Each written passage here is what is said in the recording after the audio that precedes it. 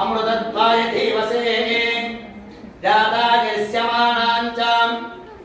अमृते सध्ये प्रतिष्ठिताम्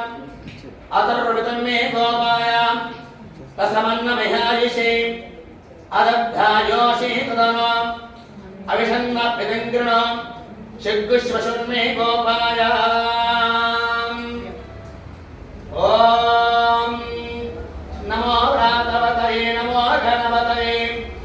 नमः प्रमदवतये नमस्ते स्तम्भोदराय एकदन्ताय विघ्नविनाशिने शिवसुताय श्री